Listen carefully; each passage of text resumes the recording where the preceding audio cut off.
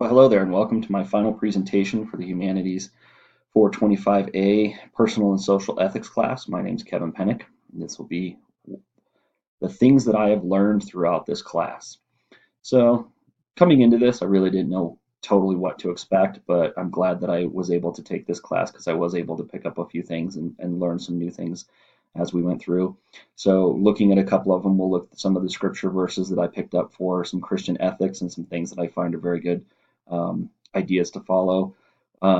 Few of the things that I picked up new ideas on was some of the ethics of reproductive technologies, capital punishment, and physician-assisted suicide. And then the one thing that I'm still somewhat unclear on and would definitely need to learn a lot more about is the embryonic stem cell research.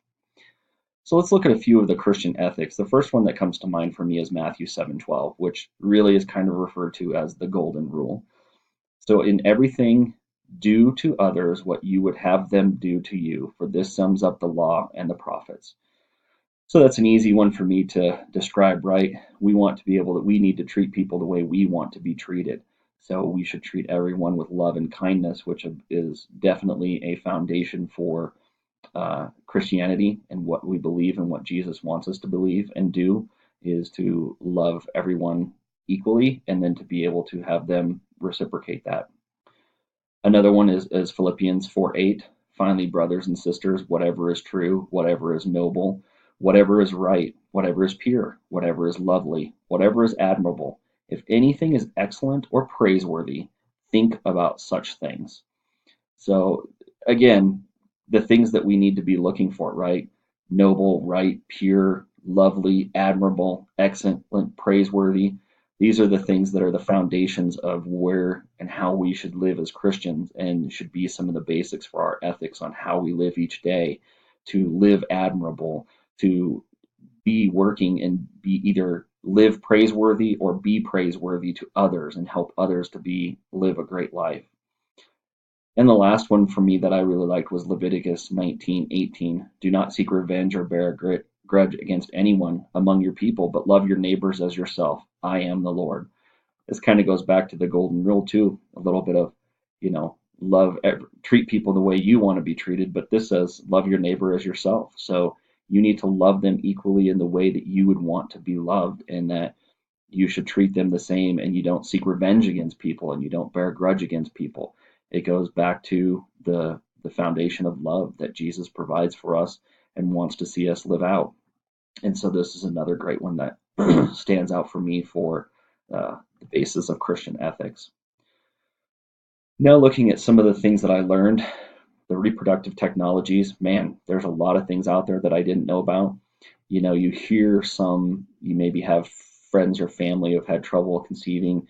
So you've probably heard of a few of these, like I had maybe, in vitro fertilization, maybe surrogacy, so like surrogate motherhood, but definitely a lot of these others, donor insemination I'd heard of, but a lot of these other types of things where, the intraplasmic sperm injection and gestational surrogacy were all new and different things to me. And so it's very interesting to see how as we continue to move as science, what we try and do to help those in need, but also where do we draw those lines? And so how do we make sure that we are not playing God ourselves, but really using science to help each other and help those in need?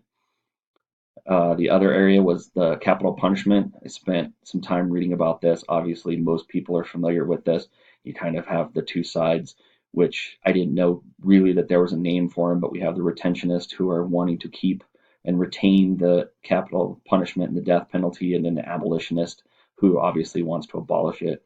There's fair and right statements on both sides of the fence, so it's how you kind of view that.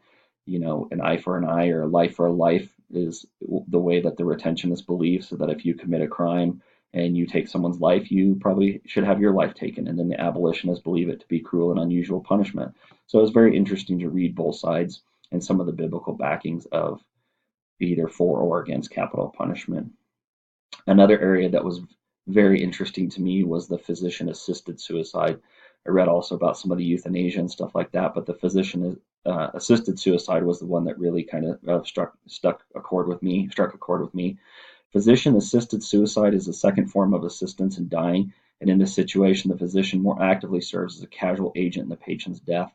So it's really if someone's not able to anymore be able to provide for themselves, and then the physician can prescribe them a dosage of a drug or something that can provide them with an easy and painless death.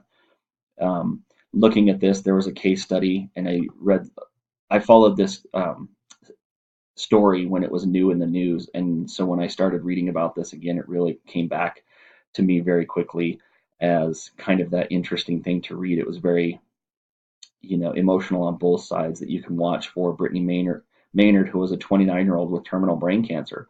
And she decided she had been married for a year, a little over a year, that she didn't want to put her husband, her new husband, her family, her parents through the pain and agony of watching her die and all the pain that she was going to go through. And so she had made the choice that she wanted to end her life on her terms.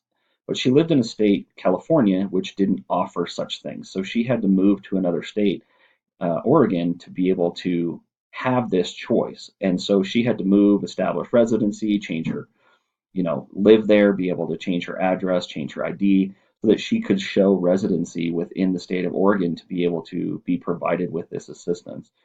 And it's a very touchy subject on both sides. I understand that, but I really do, when I read through, I feel like I side with Brittany a little bit in the statement that she makes. It says, I would not tell anyone else that he or she should choose death with dignity. My question is, who has the right to tell me that I don't deserve this choice? That I deserve to suffer for weeks and months in tremendous amounts of physical and emotional pain? Why should anyone have the right to make that choice for me?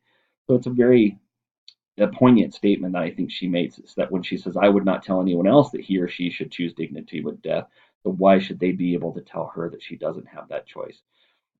So I really feel like Brittany Maynard was one that, I think people should be given that choice. I know there's a lot of, decisions about suicide, and there's a lot that believe that suicide is an unforgiven sin and you won't make it to heaven after that. And I don't have enough backing or knowledge in biblical to say one way or the other, but I do feel like in Brittany's case, she should be given that right to make that choice for herself. And now that some states allow that, a lot of them are being done in honor of Brittany Maynard, and that's kind of in her name. So I think that's a great case study to look at when you're looking through these things.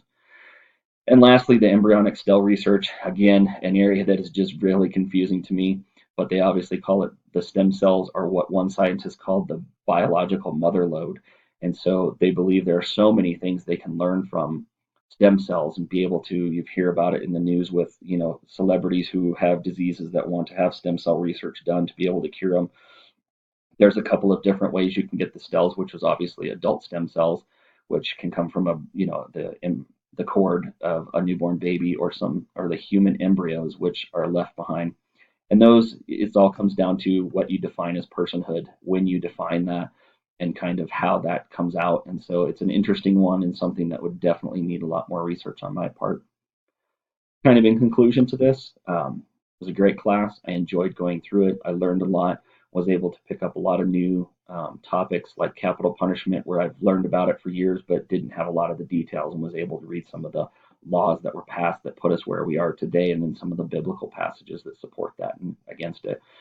Being able to revisit the story of Brittany Maynard was interesting, alongside with the reading that gave different ways of how people are for and against physician-assisted suicide or euthanasia. So I enjoyed the class. I hope you enjoyed my presentation, and I hope you have a great time. Thanks. Bye.